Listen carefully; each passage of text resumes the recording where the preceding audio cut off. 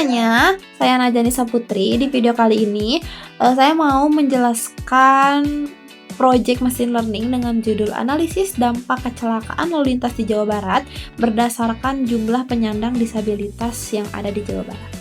Jawa Barat merupakan salah satu wilayah dengan tingkat mobilitas tinggi yang menyebabkan tingginya angka kecelakaan lalu lintas setiap tahunnya.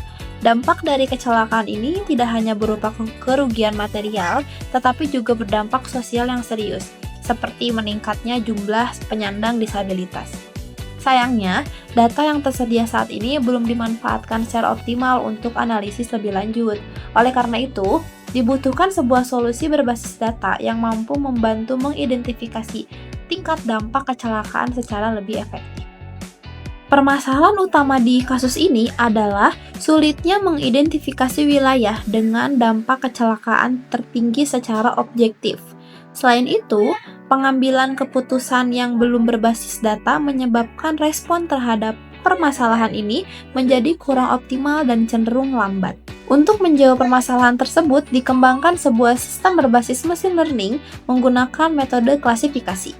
Sistem ini mampu mengelompokkan wilayah ke dalam 3 kategori, yaitu rendah, sedang, dan tinggi, berdasarkan tingkat dampak kecelakaannya.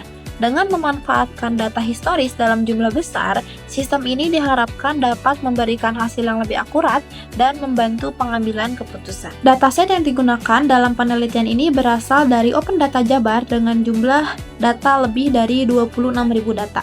Data ini mencakup informasi penyandang disabilitas akibat kecelakaan lalu lintas, mulai dari tingkat kabupaten hingga desa. Nah, di sini ada contoh struktur datasetnya, yaitu atributnya mulai dari ada wilayah, jumlah disabilitas, tahun, dan dampaknya. Metodologi yang digunakan terdiri dari 3 tahapan utama. Pertama adalah labeling, yaitu pembagian kelas berdasarkan distribusi data menggunakan metode persentil. Kedua adalah proses klasifikasi menggunakan algoritma mesin learning. Dan yang terakhir adalah evaluasi model menggunakan metrik seperti akurasi, precision, dan recall.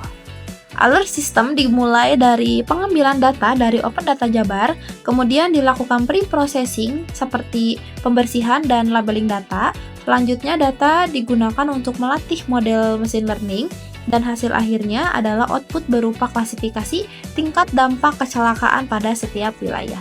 Berikut merupakan contoh kode Python yang digunakan dalam proses implementasi model.